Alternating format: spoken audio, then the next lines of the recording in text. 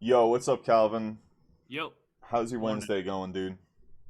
Oh man, we're so close to gaming heaven. We got Diablo tomorrow, Oh? and then we got Street Fighter on Friday. Oh? And a lot of cool stuff. We're gonna So actually play some video games? Are you serious? we gotta get a lot of work done, nice and wrapped up in a bow before those hit. So who knows? Yeah, stop. I would love to play Diablo. I'm still trying to get through all of Red Dead Redemption. Did not realize. So, like, I really stay hardcore away from big games, storylines, and everything else like that as much as I can because if I know I'm going to play them, I'm not going to watch, like, playthrough videos. I'm not going to watch any of these Yeah. things, right? Because I really just don't want it ruined for me.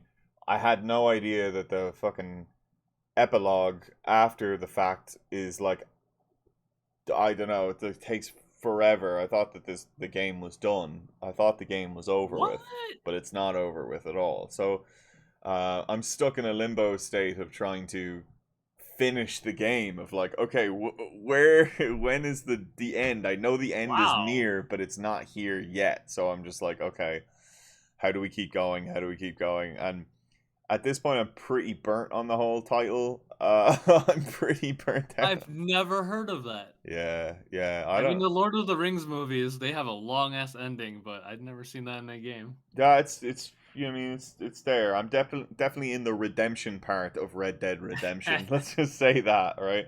So,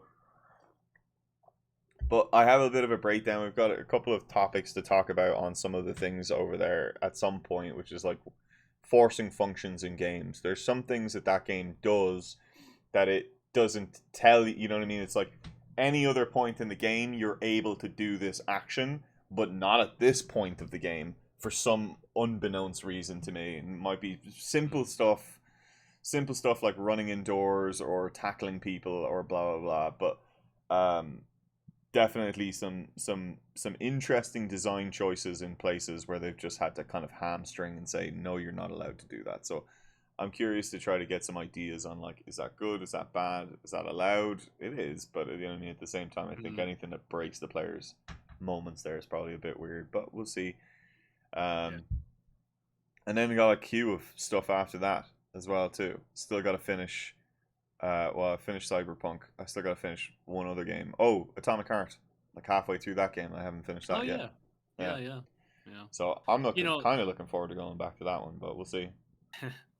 yeah, similar to what you said, Zelda. Man, Zelda is definitely one of the hardest to avoid spoilers for yourself. At least in maybe not story spoilers, yeah, but like people are constantly posting like all their little videos of building machines, like literally constantly. I get links from them all the time, and I'm like, So this is yeah, really, yeah. I haven't seen anything about it at all. So Oh the wow, building the yeah. machines is completely new Mm, to me, and uh, but yeah. to be fair, I think that's going to be just I need to catch up on Nintendo games. Like again, like Mm, as I've said many a time, like the Switch sits here. I mean, it just sits here. This thing is fucking useless to me. Like I it's don't, charging and waiting for you, man. I That's on you. yeah, seriously. So like I just don't play them, and I don't really put any forcing time or anything like that into it. Maybe I just don't have like a traveling experience. But if I'm going out and I'm gonna go do something, then I kind of want to go do that thing rather than like sit down and fucking sit on a phone. I don't know, but yeah, it is what it is. But look, games to play, which I'm really excited for. Diablo's gonna be a fun one, and it's gonna consume a little bit too much of my life, which is gonna suck. But yeah, Yeah. I am looking forward to that. But Speaking of going outside, you were hinting at a story about going outside, oh, so Jesus Christ. Yeah, please so, tell me that. all right. So it's Memorial Day weekend. Before we get into that, though, welcome to Commercial Indie. Thank you very much for all of the support in the last two videos.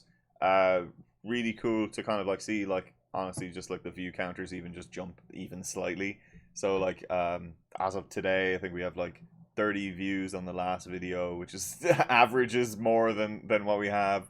We've gone up Yeah. like 2 subscribers or something like that as well too, which again like these are I mean it's just small numbers. I don't even think I genuinely this is what I want to know if there is anybody out there. Hello, hello, hello. Um, is this even watchable? Is this even watchable? Please tell us what we can be doing better. And if you do like any of this stuff, would you just please subscribe, or I don't know, clip it or do something or share it around the place.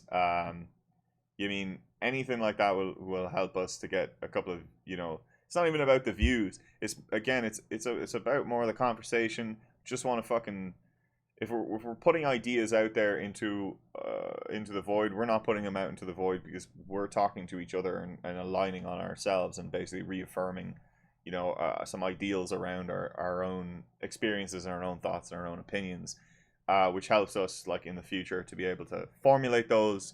Take that, Calvin can go into his dev community, show that off, talk about it a little bit more. I can take that into my work and kind of push that down the pipe a little bit more too. And it's worthwhile for us to constantly like have these conversations, right?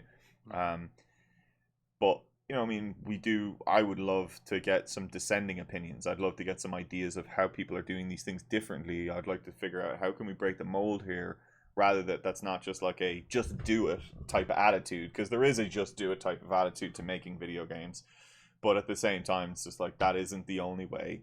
And to make games like with an arrow and a purpose and a little bit more of like a directionality to it, I think that there is a there is some key things that you can do when you're moving through this product life cycle that you have to kind of like pay attention to. So please, if you do see something in a place where you're like, I don't agree with this, or I do agree with this, or hey, what about this? And you know, I mean, just share it over to a friend, do something with it, throw it somewhere. We would greatly appreciate it, and the conversation is really the driver that keeps this thing going. So, on all sides.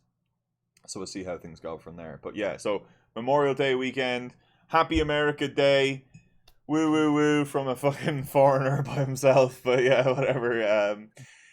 So all right, we go up Memorial Day, Boulder, Colorado. People be hiking. We're out in the wilderness, right? We're getting out there by all means, right?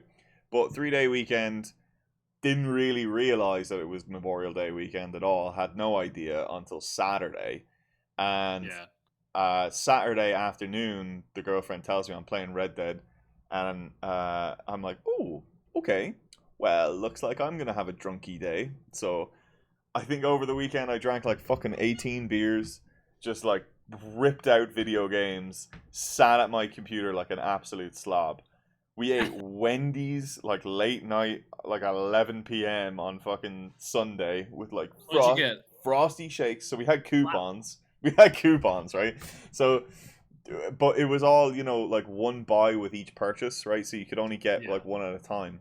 So we kept going around the fucking, we kept going around the Nice. drive-through. We went through the drive-through 3 times, and they hated us by the end of it, of course. But yeah, so we got a Dave singles, we got chicken Mhm. nuggies, and we got some frosties, Oh, some sounds great. chocolate shakes. I literally just was like poop in the bed like later on. Like my god, it was the fucking worst feeling ever. But I mustered through. So Monday morning we wake up, or not even Monday morning, Monday like late evening we end up going out for this hike, um, and you know it's a fine one. It's grand. You know, I mean, out here in Boulder, like the hikes are good. So like we are going up. We're doing some elevation game. We're getting out there. It's not like just walking around. You know what I mean? There's a big debate on whether or not what's a hike and what's just a fucking a trek or a walk. But we're hiking for sure. We got the 2 dogs with us. We're going up Bears Peak, which is the tallest point in Boulder, or at least going up to the start really big point of all of that. And we're going to do this little loop. And I'm not feeling well. We get to the point where we're going to do the loop. Loop's about 20 minutes long. Now, mind you, we've been hiking for about 40 minutes at this point to get to this place, and then we're going to do this loop and kind of turn around and come back. I'm not feeling great. I leave Alexandra with the dogs. She takes the dogs and starts heading off. I'm clocking the time and figuring out what's going on. She ends up. I clock it. It's about almost 40 minutes. So she's like double time past due of like getting to me, and she doesn't come back. So I'm like, okay, great. So in my in my negative feeling, I drop my backpack at our meeting point, right, so that she can, if she comes back to there and comes back the other way or something like that, she knows like I'm not off of the mountain. I didn't go back to the car. I start trail running back up the side where she's supposed to come down, so I hopefully look, I'll meet her halfway, and I don't see her.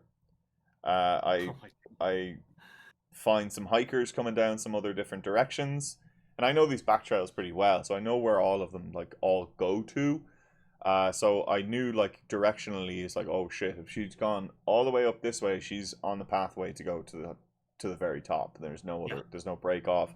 She goes this way, she's going all the way to El Dorado Canyon, which is like a fucking hour away. No backtrack, like you know what I mean, turn around now type of shit. Um, Nobody's seen her. Multiple people, nobody's seen her, and I'm now starting to be concerned. I'm beyond concerned at this point. Now Oh I'm just my like, god. okay, my worst fears have hit the peak. My dogs, my girlfriend have gone off the trail somewhere, and something has happened. Right.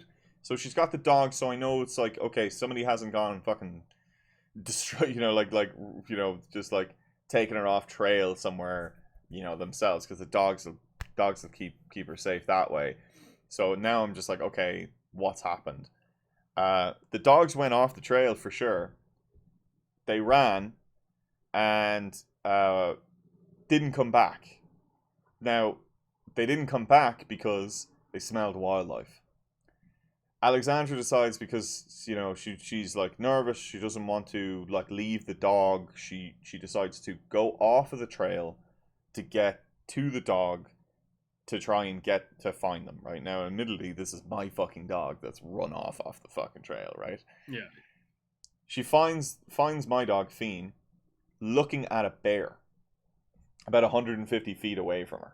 Big brown bear, like massive ass. Now, mind you, they only got out uh, of hibernation at the start of March, so it's only been like a two Oh, okay. months since they've like really like they've gotten out, and we're in the witching hour right now where the sun has gone down. They're coming out to feed for the evening, so it's like they're on these hills like for sure. So she finds the dog. The dog is just staring at this bear. She manages to like call the dog back without calling it, just like catching his eye and just like bringing him back, and he just like kind of like piddles back. But the bear kind of like catches her in a different way. She loses the trail behind her. She can't find it anymore. So she starts moving across the canyon, like across the hillside, basically getting away from the bear. If you move down, kind of like over the top of the thing, so that it couldn't see her. You know what I mean? Definitely smell her. Definitely smell both of the dogs. Yeah. But you know what I mean, scary situation. She does that and keeps moving across the canyon. Falls into seeing two other bears that are about 200 feet away from her. And at that point, she's just like, holy fucking shit. Get me the fuck away from here. Keeps going down and kind of to the side. Finds a different trail that's also kind of like called the Mesa Trail. And then takes that and just like runs back down the hill.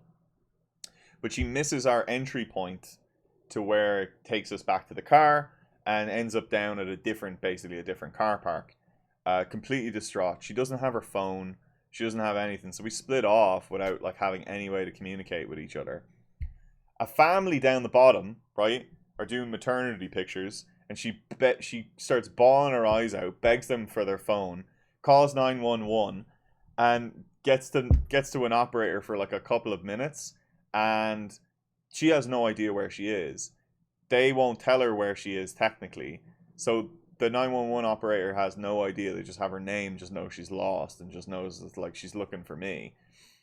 They take the phone back, hang up, and just go and say, "Oh, the light's going down. I need the phone." So because they were taking fucking maternity pictures. So Yeah, they just yeah, yeah. this woman's like distraught and after getting lost on a fucking mountain and almost eaten by bears, and like, oh, okay, well I guess we just won't help her at all. Cut a long story short, I'm running around the fucking hills. I'm That's the just last thing you want to do too. I'm doing yeah, no, I puked multiple times. I'm Oh doing my god. circles. I'm screaming out. The sun is completely going down. I'm on the hill until 8 plus p.m. Oh my god. I call 911. I call the mountain rescue services. 911 tell me that she called. It sounds like she's down at this end. Great, cool. As soon as I get that kind of confirmation, I just bolted down the fucking mountain because at this point, like, we're in serious wildlife territory. Like, we're mountain lions are coming out. Like, the wolves are out. Like, it's, you know what I mean, it's Yeah. not great. So yeah, I managed to get off of the hill just as like the as the sun completely goes down across the thing, like the town goes into darkness, complete nighttime, and get back to the car, and she's managed to get a ride from two other people back up to the car park. We meet at the car park. A 4+ hour ordeal is now over. So definitely a scary situation. Don't go off fucking trail if you don't know the backcountry like the back of your hand. If you do go off trail, make sure you leave trail markers. Make sure you obviously keep the trail to your direct back so that when you turn 90 degree or turn 180 degrees and you walk dead straight, that you are going to go back to that trail. And don't fucking go off trail without a bloody phone in the backcountry, especially if you know you have signal, for God's sake. Yeah, So was that have a a way to totally negative communication. experience? Like nothing positive out of it? Because it sounds terrifying. It was not great. Yeah, Okay, it was okay. not great. The only positive was afterwards when we got back to Y- her apartment. Yeah, I yeah. locked my fucking dog in a cage, and and we went to a bar and and got like a late night Bet. happy hour menu and just said fuck this. And just was like, we need tall stiff drinks. Just get me the fuck out of this. And then I bet. she recanted her tale to me, and I recanted to you. So yeah, Yeah. it was a bit of a madness, to be honest. So I mean, Yeah. yeah, I mean, it can go wrong. It can really go wrong in the hills. It can go wrong on simple hills. You know, it's like it's nothing to take lightly. You roll your ankle even somewhere up there. You know what I mean. You've got still another hour to get out. You know what I mean. You gotta be cautious about what you're doing here. You know. Yeah. Yeah. But anyway, we're Um making video games. well, Nerd shit. yeah. I'll quickly bounce that just to kind segue into video games. So, I don't go outside. So my outside is You ripped motherfucker. He's over here sending me videos of him doing fucking pull-ups and fucking yeah, that's muscle right. ups and everything else like that. And like, oh, I just don't go outside. I was like, fuck you, dude. I train indoors. Ugh. But the closest recent story that would even relate to that is playing Zelda, because Zelda is a game all about exploration, and I also got lost because I didn't know how to get to this first shrine. Uh, the smallest of spoilers, there's stairs that go up to your first shrine. I just missed it, so I Oh, went you off just the went beaten off. path. Yeah, I went off the beaten path. Got lost, and it was an amazing experience because it was fun to just explore the world. So I thought it was interesting because to get lost in real life is pretty terrifying, but to get lost in a game, and games are such nice safe worlds, totally different experience. So I Yeah, just wanted to you've never gotten lost in Minecraft on your first yeah. couple of No, playthroughs actually with that's no fair. map and anything else like that. Yeah. You build your So, house so up and some all of a games are sudden, rougher. Yeah. yeah. Oh, you build your house up and all of a sudden you go off on a little adventure and you're just like, I don't know where anything is, and it's That is true. all procedurally generated, and it just keeps going, and I have Yeah, no idea where the fuck I that's built my true. place. Yeah, Getting lost in DayZ was pretty quote scary, but ultimately not as scary as actual bears hunting you. yeah. You know, I mean, it's spooky stuff. I mean, it's called Bear Trail. You know, for a reason, for fuck's sake. So, but yeah, look where we are now. Anyway, in this now the happy story time is over with. Um, where we are now in terms of the product life cycle, I would imagine, right? What we talked about last week was getting through the prototyping stage. In my opinion, this is kind of where we netted out. We talked about a lot of different things, play testing, making sure you're constantly getting feedback. I genuinely think that is like the iteration cycle. That's how we kind of continue to find the fun. We keep trying to refine our overarching major branching ideas into coalesce it into something playable, something that is is downright dirty in its own senses, but I am at a place where I can play it. I can sense the fun. I can see where this is going, whether that being the full kind of game itself like that, right? In terms of like a vertical slice. I wouldn't say it's a vertical slice when it's in an it's vertical slice to me is like a little bit further down the line, but a prototype by itself can be still a vertical slice. But there's prototypes of pieces of games, there's prototypes of mechanics, there's prototypes of kind of a loop or something like that. You can get to a down and dirty nitty gritty, but again, we were talking more about refining that idea down. How do you go from what's in your notebook, what's in your head, to what's in the game, in the computer, playable, something that is playable, and that you've ended up taking some branching paths and refined it down into into something real.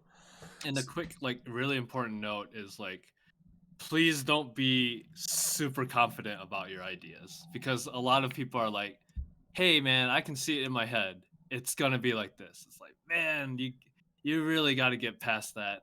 You really got to get past that and like Sometimes that is me though. shed some ego, and then just like put it to code. I To do like, believe in playing the game in your head though. I do believe yeah, yeah, no, no, in playing the you gotta it is be very if you important. play the game in your head and it seems Yeah, fun. It's like okay, yeah, I now I'm do a little agree. bit blah, but I do feel you. Yeah, Yeah, if you're really experienced, you can get away with this more. But if you're inexperienced, I do see a lot of people run into this too much. you're totally right. If especially you don't see the hard stuff. Hmm. There, my friend Neil Edwards and I, you know Neil, we've talked about this a number of different times together, where our brain basically makes up the holes that we don't see or Yeah, that we neglect to see. And it yeah, skips over the points where we know that there's going to be hardships or that things are fuzzy, yeah, and it just full on fills in the blanks for us without us even thinking about it. yeah. Because it's not just how fun the game is. Because when you prototype, you'll be like, oh crap, this content is really expensive. Like you're not gonna see that. Yeah, yeah. Yeah, and totally, absolutely. So from there, right, to me, then we get into this moment of saying, okay, again, I'll go back to the gates process, right, that a lot of bigger companies will use, go or no go states. So we've built into this prototype moment now. How do we go and define, is this a go or no go? Is this game something that I actually want to go and spend time on to really pull into full production? Because at that point you're like, hey, I think you constantly have to keep asking yourself that, like, is this the game that I want to dedicate my time to? Because yeah, sure, you can fragment your time. You can do a Calvin and fucking just game jam on the side and just go and make something else and just like not make the game that they want to make, that they've been making, Yep. and just make a multiplayer game on the side for some reason. Don't ask me why, and just keep going on it. But and all of those things are energy based. A great colleague of mine, Brian Powers, told me a long time ago, and it has ring true and helped me a lot over the time, which is if something is emotionally pulling you in a direction, if you feel that pull, just go in that direction. Just go in that direction, especially as a designer. As a designer, you need to like think and think with your heart a little bit as well too. And if something is emotionally pulling you in a thing, just keep pulling at that thread because you'll find some air of happiness as you move through that thing, and that's a great skill for life as well too. If you're trying to analyze and think about something a little bit too much, maybe think about where your heart is, maybe think about where that emotionality is, and like what's actually driving you, what's the thing you really want to be doing, and where's that big pull, go in that direction. And that's something that if you listen to those words and heed those words, you might be able to try and keep you might be able to find some motivation there, but also find some direction as well too that you never really would have necessarily thought about, or or anything else like that. But I agree, and it takes some self-awareness too, because you might be pulled in a direction, but you might not know why. Like you might be like, "Oh, you know what? I actually just like bringing people together to do something." it might not actually be game development, so it can be tricky. But I do agree. I Yeah, mean, you gotta follow that. yeah. So okay, this is where I think that getting into uh, that spreadsheet that I shared to you is going to be a great place You to want me to share start. it? Yeah, yeah, go for Okay. it. So, for me personally, when I hit this point of okay, we have something here, then we have to go and say, okay, what is it going to take to get to the end, right? What is it now going to go and take to get to the top? So this is a spreadsheet. This is we were looking at the Nuzly brand stuff. The what would you call that again? Fucking the pitch deck that we'd made a long time ago. This is a alpha roadmap and estimates chart, right? So Calvin, I don't know if you can collapse a few of these things in the far left hand corner there. Just on where a That? no, you know where like A1 and stuff like that is. You see like Yeah. Oh. these things are no, so sorry. Go to A1 where your mouse is and then go down, Yeah. right? You see these like these collapsible things. These Oh are yeah, all yeah, yeah, yeah. Right, right. right, So just collapse a few of these, would you? The high level ones on the left hand sides, right? So no, no, no. right. Collapse them.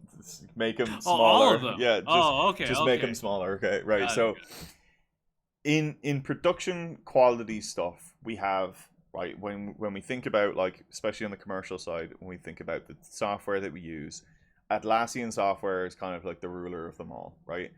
If you're on the independent side, you might be using a Trello board. You might be using just a very general Miro board and just making tickets and just like picking things up. Again, we talked about the physicality of actually like making tickets, making tasks for yourself, putting them into buckets, whether that be in blocked, in progress, scheduled, wherever you want them to be. But in the Jira side of things, in the bigger side of things, we have these things called epics. Epics are your top level container for your tasks, right? So this is like, what does it mean to actually have, this is a dog game with treatment machines and bubble pop and blah blah blah. So bubble pop is the top level feature epic. There are epics within those epics as well too. But if we drive into, let's say, NPC dogs and open that up, we see here on the left hand side we have priority. So this is the stuff uh, that is like the most important to the least important, right? P0s are must have criticals. P1s are still probably really need, they probably need to get done, but P2s to P3s to P4s are usually things that are like, okay, these are going to fall back in our priority list in our scale. These are things that are not necessarily going to show up all that much, right? Where we go with these is talking about them as user stories, right? So as a user, I want to have 3 new hero dogs with abilities in the game so that there is more variety in gameplay and how I can interact during it. So great, awesome. That's a P0. That's something that we want to do as a user. The user wants to do this. We're thinking about, it's really important to understand that when you're actually making a game, you are not making the game for yourself. You are making the game for a player. Your players are real people. And this is where you need to go and start looking into user personas, generating user personas, building up an idea. And this is why we do the market research, because it all fucking funnels into this whole stuff. That is what's going to tell you who your market audience is, what are the players in your market audience, and then you can put real names to those people. Like Jimmy and Jim Bob over here, they're this style of player. They play these kinds of games. This is the type of lifestyle that they have, and this is how games revolve around their lifestyle. So, how is this game going to interact with them? How is this game going to appeal to them? How is this game going to fit within their life cycle and in their lifestyle and everything else like that?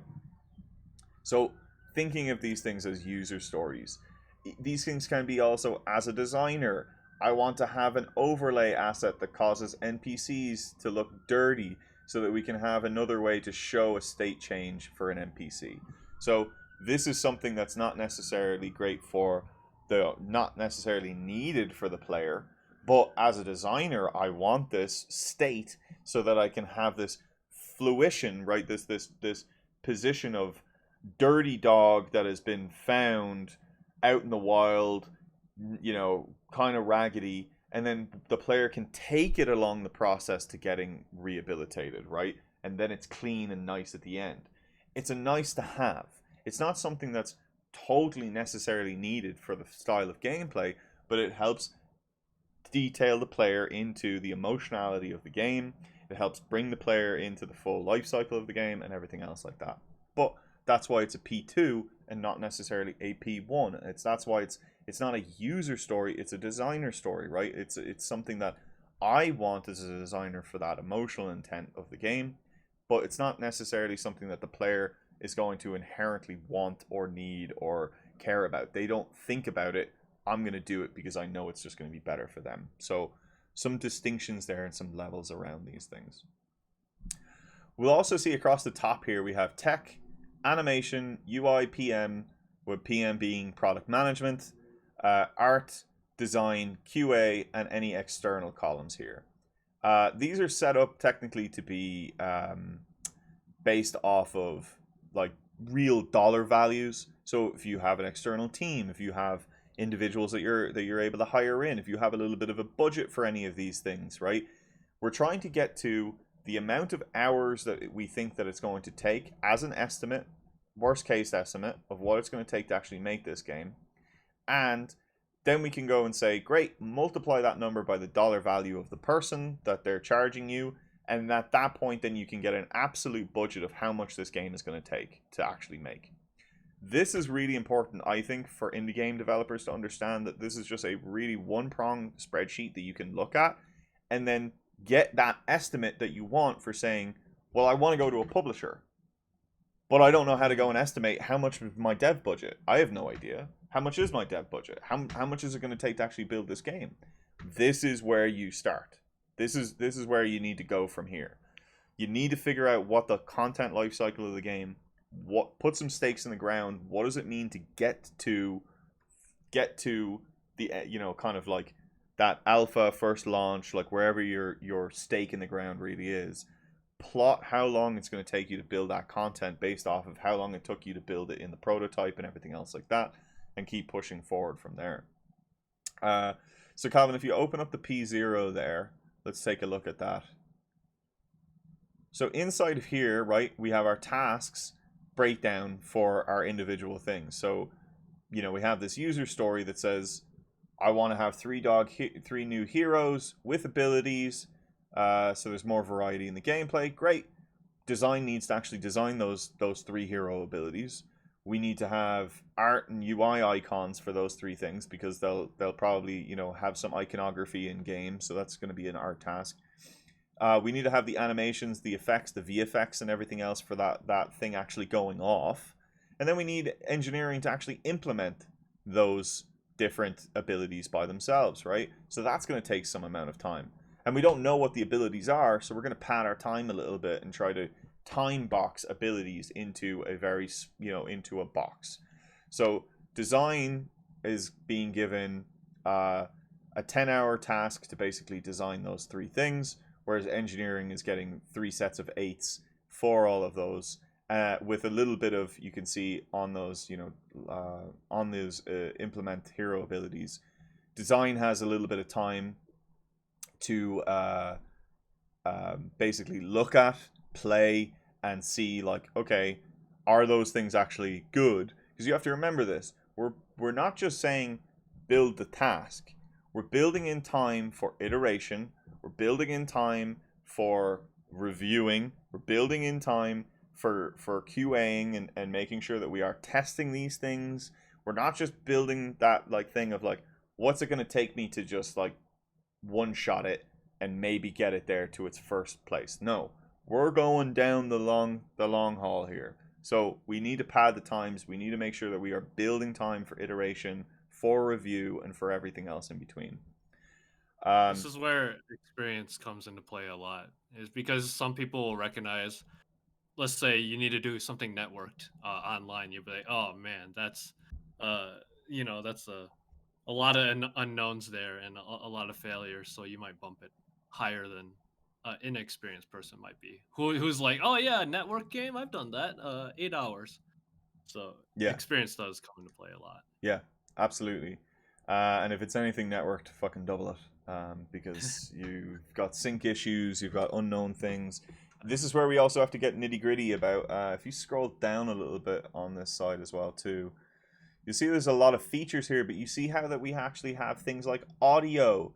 We have things like the settings screen. We have testing and iteration time just purely built into here. Documentation cleanup, text Mm. stability. We have very, animations and visual cleanup. We have we've built epics here that are purely based off of iteration, as well as kind of padding the time of how much time it's really going to take us, because we don't really know. Everything is unknown, but it's about getting down that cone of uncertainty and trying to plot some path towards success and towards ending. But we are building in all of the tasks around the things that are going to be hidden work that we don't think about and is not necessarily related directly to the game itself, right? The settings menu is something that you will have if you have a video game. You will have a settings menu. It does need to be kind of good. Rip Total Biscuit. Remember him when you think about your fucking settings menu. And if you've never seen a Total Biscuit video, go watch something, for God's sake, because he will rip your bloody settings menu apart. It's important to pay attention to these things, because these things are all part of your experience. It's all part of the game. It's all part of building a real functioning product. Now, we can throw this away now. For now, I think we've gotten about as much as can out of that. For me, that's the first point after saying, okay, prototype's good. What's it going to take? I think that leads into you going to building that product life cycle, right? Building in the how like how much content, what's the content scale here, putting some stakes in the ground of like what do I need to build to actually get it to the end. If it's a puzzle game, how many levels do I need? Well, great, I've already built 5 levels. How long did it take to build 5 levels? Cool, we're going to need to build more mechanics for those next things to support them. What's our content scale on that? How many mechanics do we want across the entire game? As many as we want, as many as we can get, but like we kind of figure that out as we go. Now, I think, Calvin, you can probably say to me, this might be a little bit too overhaul, a little too overhog, a little bit You too know, much. I was thinking about this from not just an indie angle, but also my conversations with like hobbyists and people that are trying to get into the hot industry. I mean, I totally agree actually. First off, if you have a team, you absolutely want to do this. You definitely want to do this so you can coordinate on tasks and be like, oh man, well, I actually need to jump in and help you on this area because I think it's going to take a long time. But the more difficult sell, of course, is to the indie solo person. The solo person tends to be like, persona, I'm gonna make this for myself. Have all these tasks lay out.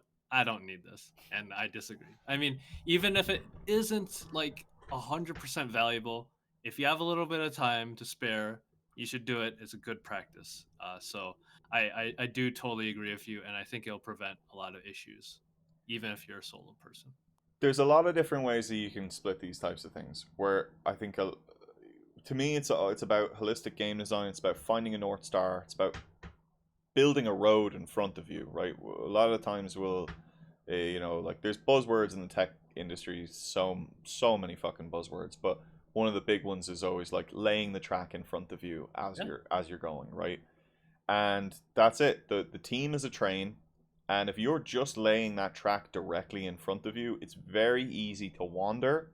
It's very easy to get derailed, and it's very easy to kind of get lost in the woods, and not be able to kind of like, pun intended. Um, it's very easy to kind of get a bit wayward with what you're doing and lose kind of sight and track of what was the essence of the original idea that I wanted to hone through. And that's where we have to reinforce game pillars. It's so important. User stories. Why am I building this? What is the bloody purpose of this? And that'll also help you if you do have a team or you have a couple of people, or if you're just even communicating with people and you're trying to communicate the design to somebody. That is what is going to help you to get them on the same page. Because otherwise, a task line that just says, implement this, they're going to be like, why am I implementing that? Especially, Yeah. why am I implementing that right now? But it's like they don't see the greater vision where it's like all of this is building into something else. But if you're able to communicate that, like, no, like we're gonna do this because that's gonna help the players see this vision, and it's gonna help us build tech that's gonna move us in this other direction, then I think that this is like really important. And then they're like, oh, okay, I see where you're going with this now. I see the purpose of this, and that will help me to make better decisions, especially while I'm implementing, because they'll be able to help you and build other things and build tunables that will allow you to kind of like keep pushing those things forward. Yeah, I think personas is something I've seen rejected as well by smaller teams. But if you think about it, you actually do use personas like literally all the time. You're like, in a small sense, you're like, how would my brother play this game? You'd be like, oh, he would probably do this thing that I don't usually do. But like you said, with teams, it's like not everyone knows your brother, so you got to have like a shared consensus of a persona that everyone knows. So it's usually a fictional person. Yeah, it's definitely Um, a fictional person, but I stand by this statement that um you're building, if you are really building a game, you are probably building it for yourself, but you are, if you're building it for the market, you're building it to put out on Steam, and you're building it to put into another place, and you want to be the successful indie darling, you want to be this thing. There's kind of two major paths. One is to like make it completely iconic and blow the budget out and just get it, make the craziest thing possible, play into your skills, and make put cats in it or something like that because people love cats. Or two, focus on what the players want. What does a player want in this space? Oh, I'm gonna go and build a vampire survival game now after 4 years or 3 years or whatever of that genre now being found and admitted, and everything else like that, and I'm gonna go and try to enter that space with something, anything. You need to know like what the other games were doing and how you're gonna fit into that market and be different and appeal to that audience segment. And if you don't, and you just want to make your own vampire saliva and just throw it up there, great, cool, do that. But don't expect it to then to have to spend 2 years building something and then have this like major return on it, because you didn't build it towards anything. You built it for yourself. And I think that as a creative, there's a lot of ways to think about this, but like artists take wholly from themselves and put something out into the world without a lot of recognition of how people are supposed to interpret or how people are supposed to get their art, right? yeah, You're just kind of, you are creating for creation's sake. You might have a deeper meaning kind of behind the thing itself, but a lot of it is people looking at it and interpreting their own value of what they want out of that thing. And then and it's that reflection moment is a moment of connection with between person and their art, right? The Mona Lisa is not this fucking monumentally epic thing. You know what I mean? It's not a crazy design piece. It's a person sitting down in a perspective piece where people say that the eyes follow you, right? And that's what makes it iconic, and the person who's done it, obviously, everything else like that. But a designer does different. Design is intentional.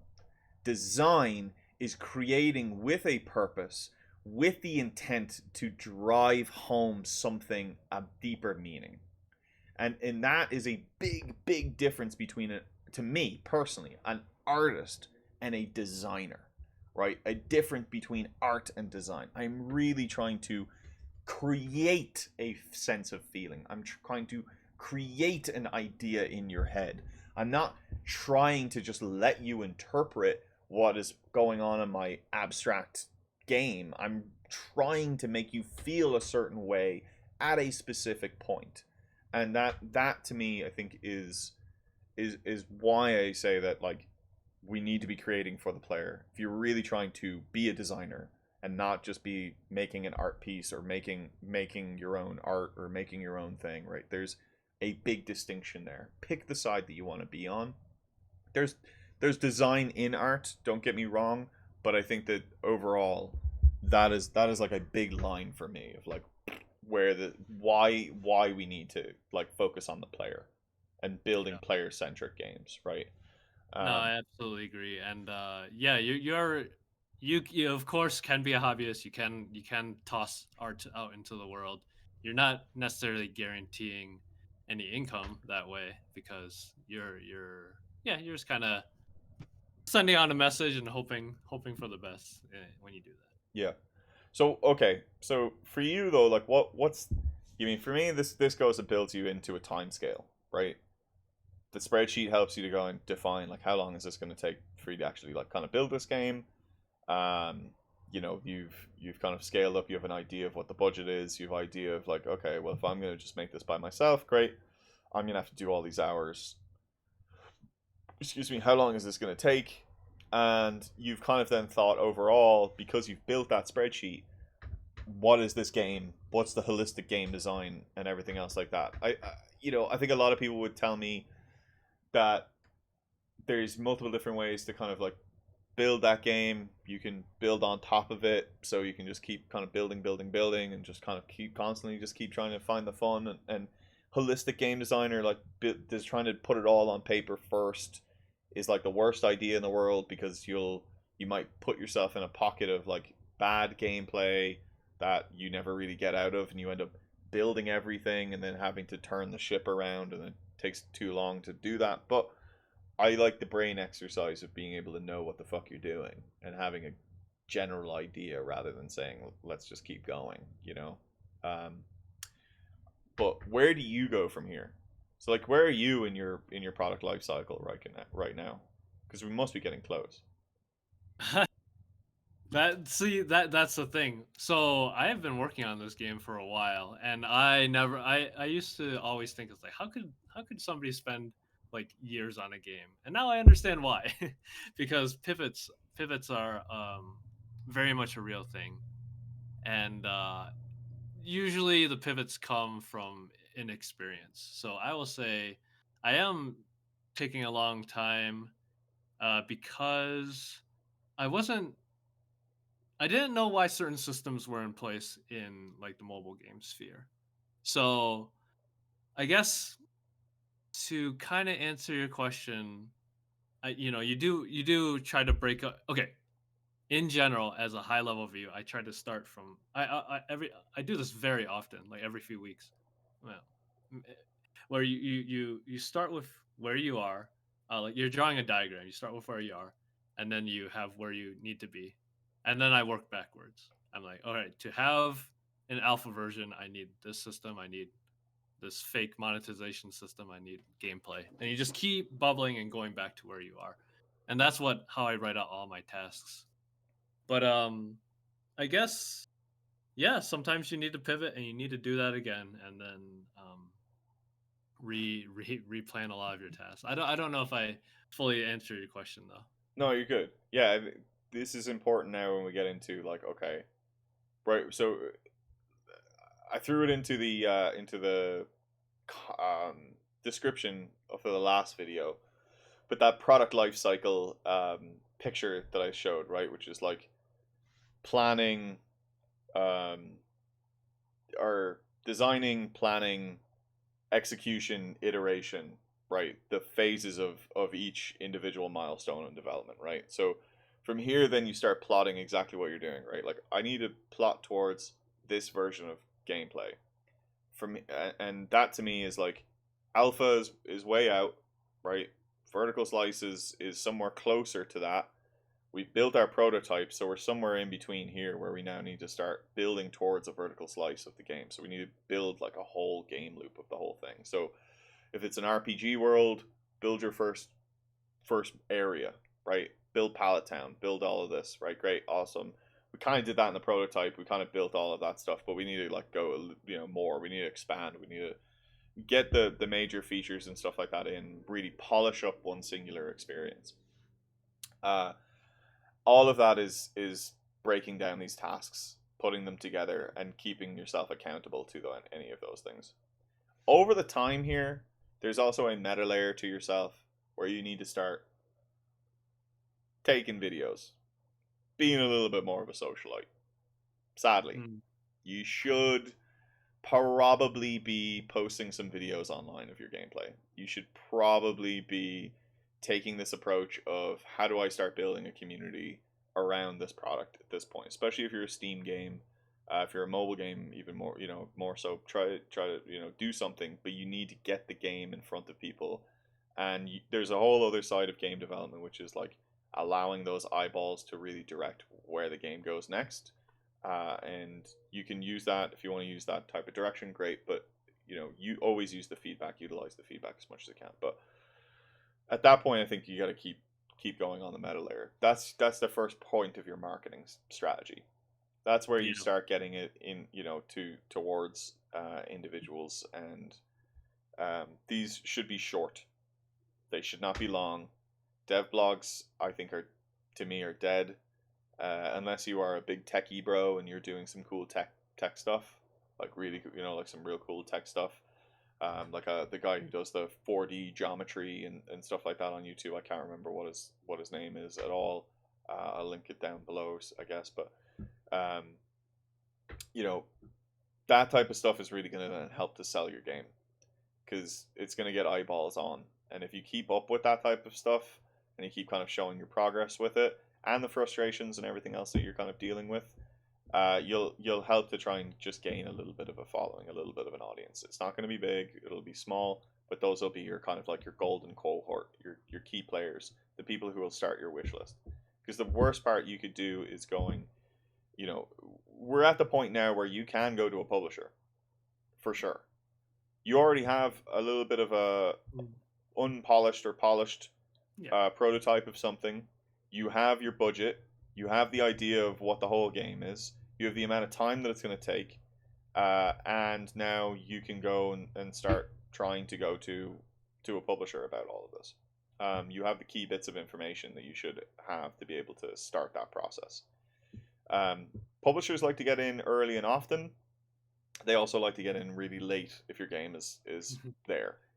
In between, they don't want to touch it, That's funny. because they want to have access to your game and to you, and then be able to kind of like direct and pivot, where appropriate, and kind of fit their market as well too, if they like, kind of like the individual bits that you're doing, which is like the art style, the things that like really resonate with people, like in the visual side of things. Unless they have that type of stuff, you're kind of on your own in a lot of ways. So Answer this question. yeah, When should you have a publisher for Steam, and when should you not? uh, whenever you want to, you know. I Again, it's like if you can self-publish, like stay away from it if you can. If you can self-publish, there are great publishers out there that will help you to kind of get your thing done. If it's your first game, I would say it's just like go through the process. Just get the game done. Do whatever you can to get the game done and out onto Steam. If you can get in with a good publisher, it will set you forward for forever. They will, for the most part, try to, depending on if it's a good publisher or not, help push that game pretty hardcore as much as possible. So, Yeah. working with these people is great. Now, what they will do is they will take a split, right? Uh, for the most part, they never give 100% of the game's revenue, at the start. Never sell your IP. You own all the rights to your own game. You own all of those things. But what you will see is like an inverse flip of 70-30 until they make their money back, and then it'll flip back to your side. And you can take a perpetuity deal there. so 70-30 forever. But I try to push for 70-30 flip until five, like for maybe like 4 or 5 years or something like that, depending on what's going on. Just so that you can but just making sure you're never selling the rights to your game. You're never not selling the rights to your IP. You're not just giving them over everything that you've crafted and created up to this point and everything else like that. But if you just need that money to hire in some people to like keep it going, or to give you leg room to be able to like quit your job and get into it, do it. Take the leap. If you really believe in yourself and you believe in what you're doing and somebody else believes in you, maybe take that leap. Um, but again, I think just getting in, communicating with publishers, getting it on their radar. This is a big thing with like Apple as well, like that, Apple and Google. If you want featuring, if you want to get in, they might have a position for you where they go and say, "Hey, this game looks really cool." Maybe not as like a IAP title as a free to play, but maybe we actually like this and we could put it in our Indicate section of like the um, Apple Yep. Arcade. Okay. And Yep. all of a sudden, then you're like, oh, now we're having different discussions. Now we're having different ideas. Now we're like, oh shit, this game was gonna be this, but maybe it could be that. And you're like, okay, great. But you can make that choice now, right? You have a plan, you have a thing in place, and you have something that you're working towards. You have an idea that you're pushing towards, but that idea can change and it can pivot just based off of some of these conversations. So again, just get in early and often. Start building these connections, especially if you're really thinking about pushing this down the line. Um, and build that start trying to build that connection with individuals and community, because it'll help you to refine your art style and refine everything if people really like it. um, yeah, at this point, like you're just going. Like, I don't know, like Yeah. like at this point the game is just being made, and you're Yeah. doing the nitty gritty dirty shit day to day and just trying to make the game. uh, I Yeah. I think it's dot. I think it's I mean, I love Kenny Beats. Dots. Don't overthink shit. Um, at this point, you already set a plan out. You should definitely be iterating and really working within your cycle, but don't. You can pivot early and often and kind of keep moving from there. Pivots on top of pivots on top of pivots are probably like something that you need to be very cautious about and wary about. Finding that North Star, knowing where you're going directionally, keeping moving towards that. That's really, really important. And kind of continuing to go from there. That's why this is a difficult topic. I mean, a big chunk. I mean, we're hand waving it, but a big chunk of this is straight development, Yeah. and like, if there's like a million different pieces of advice, and I mean, the best one I can even give is like get experience, whether it's working at a studio beforehand so you understand the process, or make a ton of games. There's no substitute, because all that will teach you how you develop best and how you should develop best. Yeah, you will find your own pathway in there. I just think that there is big distinctions here of like dev work. What I mean, building the thing is building the thing. You have to love the process. You have to love the process. Like where we're hitting up into is like we've hit the the period of, hey, guess what? Like the prototype and everything is done. Like throw that all away. Throw all your prototype code away. Start fresh. Start Yeah. building tech foundation. You have to start building, in your addressable system. You have to start building in your cadence of like, how am I going to update this game on the fly without complete client updates and stuff like this, right? Like, especially if you're on the mobile side, don't fucking you try to put out a bloody game that you can't just like on the fly throw out data updates, and you don't have a data pipeline for your game, and Yep. your game is not orientated towards towards like the whole game is driven towards a data pipeline. And what I mean by that is like in our example of the dog game, it's like dog is a general concept. There's all these pieces that make up a dog, and all of that is stored somewhere in data. All the art, all of the conversations, all of the things, everything is data, data, data, data. It's not just like some nebulous concept that you have in code that's just sitting there that's kind of hard coded values. Like you need to build data pipelines. Now you got to start thinking about your core tech.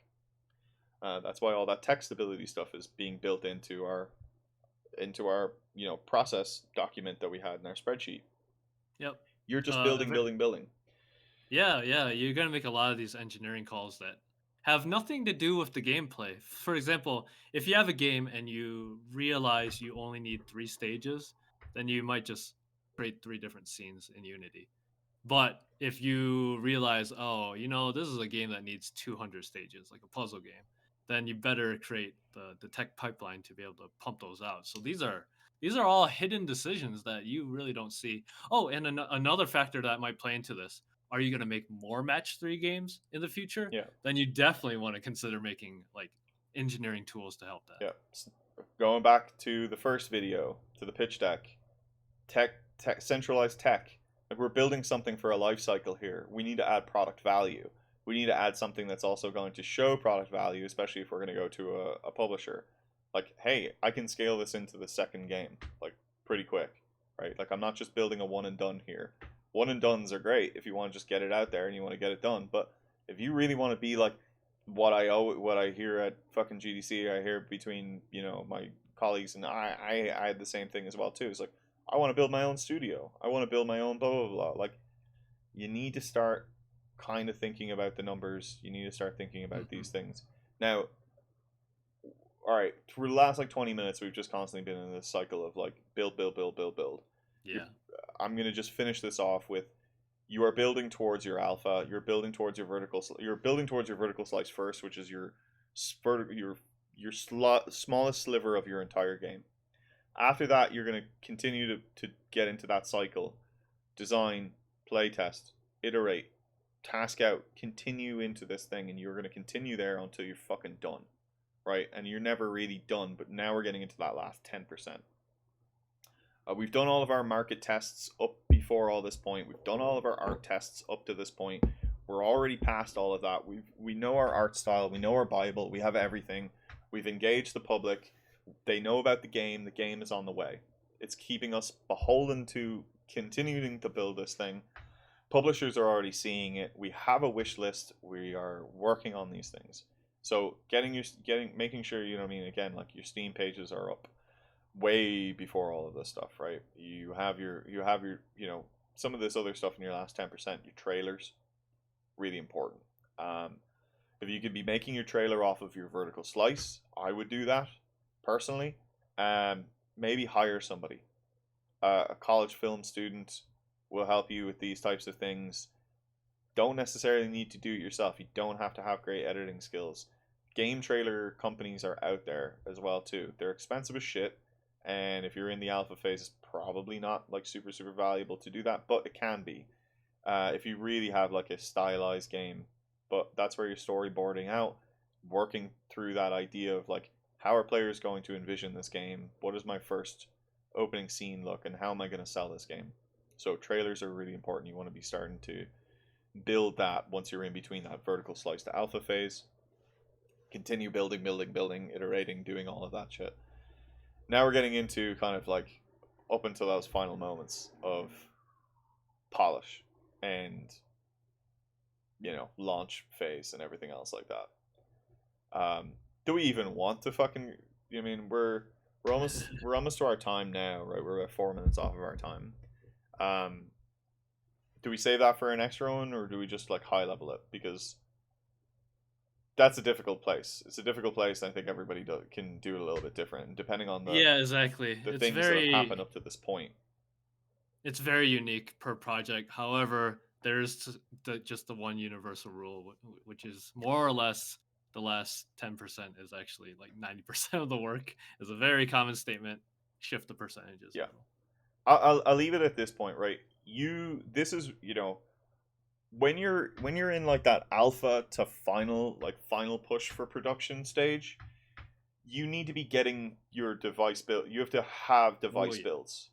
You cannot just be fucking playing in your IDE in your developer state. You can't be just in Unreal in your thing. It's like you need to go to your target, right? You have to go to your target.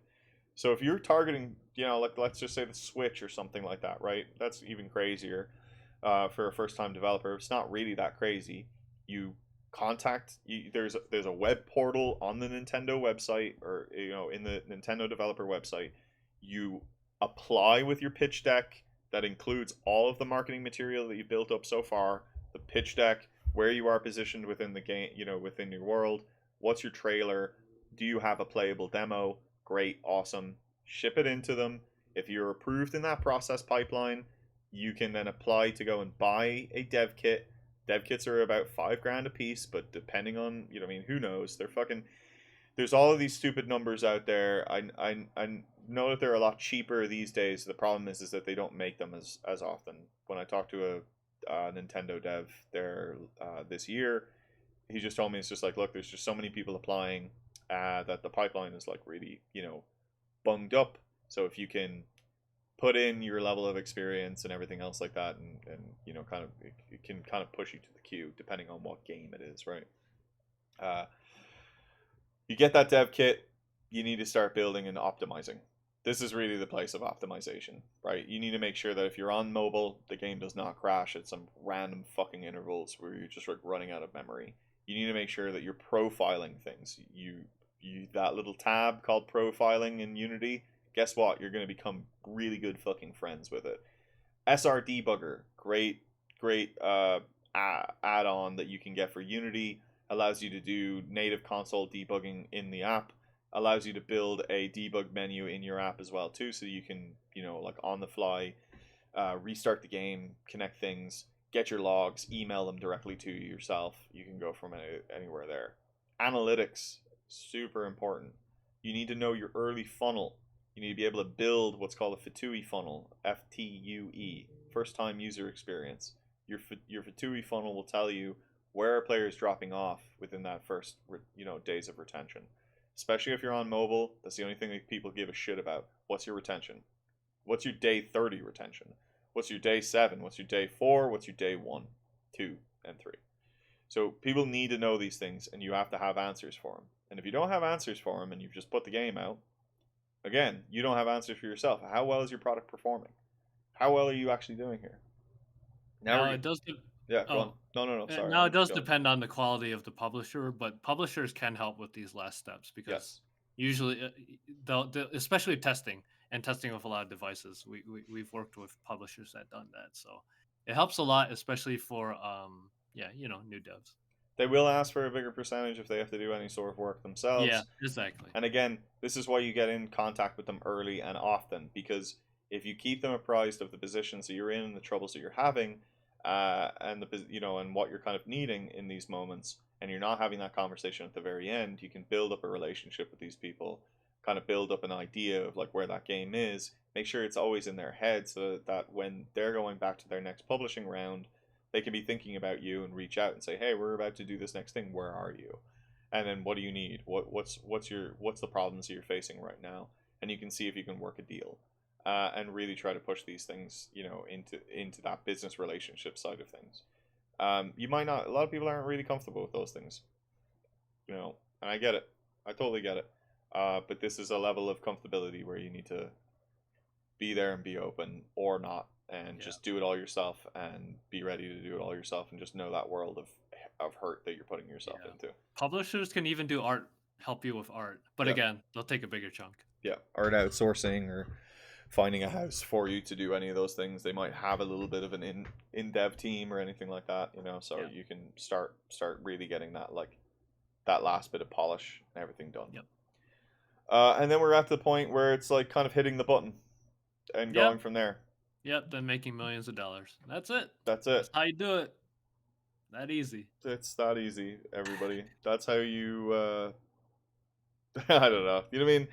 Again, this is the cycles that I have gone through. This is the cycles I think Calvin has gone through. Mm-hmm. This is the things that have pushed us to, and the tools, the little things like the spreadsheets, like the process cycles, understanding these things internally, having them in our heads, user stories, all of these things that really help us to hone in these ideas, to like get them to a place where we think that these could be viable products on the market. Games are products, unless they're not, but we are still selling them to an individual, so making sure that we're constantly thinking about that, unless it's more of, art piece, anything else like that. Again, I'm going to come at it from the commercial side of game development, really trying to hone in to make some ducats and go from there. So I just want to hear, again, if you have made it to this far, I want to hear what your story is. Like that's what I want to hear. I want to hear what was your story to actually go and build your game, to get your product out. How does yours differ from ours? How is yours the same as ours? Were there things that you did differently, or within those cycles that helped you to like manage and keep yourself on track? I think that building games and just building things in general is just such a fucking drain mentally. People don't understand what you're going through. If they just work a job, you know what I mean? Like, no offense to anybody else who's out there and like you're just, you're an accountant, or you're a job that has like a very defined process, right? Like even a creative writer these days is like a very defined process, right? To actually go and like do the thing that you're gonna do. To actually go and like design wholly from yourself and put it out there is one of the most heart-wrenching things that you can do in this life. It takes so much of you to just get it there, to even just get it into any of these states. So I applaud anybody who is going to go down this journey and down this pathway. You just genuinely have to eat the suck and suffer through a little bit, because there's pain on the way, and love what you're doing, and know Yeah. that like when you get to the end, you're going to have learned something. The game might not be perfect, but you're going to have learned something, and you can take that into the next one and go And it's from very there. different from game jams too, because game jams are time blocked. It's like 2 days, and then you deliver the game, and it's not going to be polished, and then people will forgive you. They're like, "Ah, it's a game jam," but you do skip those final phases, which are really really hard and less rewarding usually. Yep, yep, yep, absolutely. Especially when you just see, if you do have a little bit of a budget and you just see that budget go away, all of a sudden you're just like, oh shit, I've just Yeah, spent yeah, all my money on this. yeah. You're like, how the fuck am I even going to make a return? What am I going to do here? Uh, how am I going to make this a success? Like, and then you're in this death cycle of like, oh, I've just spent 50K, I've just spent 100K, I've just spent Right. 2-3 years of my life. I could have put that money in my 401k or in the fucking stock market and gotten anywhere between 4 and 10%. You know what I mean? But now I'm not. Yeah. So now I have to see that return. Got to see that return. Those resources go somewhere, and it's got to be somewhere. So, all right, we'll leave it on a somber note, I guess. Hey, you're Uh, still alive. You didn't get eaten by bears, so it's yeah, all good. yeah, Jesus Christ. Um, but yeah, look again. Please, if there's anything of this that rings true to you, if there's any of this that doesn't ring true and you don't understand or doesn't make sense, or you've done differently, please reach out. Throw this somewhere, see where it goes, have a discussion. It's 3 hours of fucking content. I get it. It's a little unwatchable. Just tell us if it's unwatchable, and we'll try to change some stuff up and kind of go from there. But Calvin, thank you. This has been a journey. This has been our biggest journey, and we lacked purpose for a while. And I think that this topic that Randy gave us a bit of purpose. Um, but we've, hopefully, I think hit the end of this one. Sure, sure. All right. Do you have anything closing statements? Nope, not this time. Cool. Thank you, everybody. Have a good one. Best of luck. All right.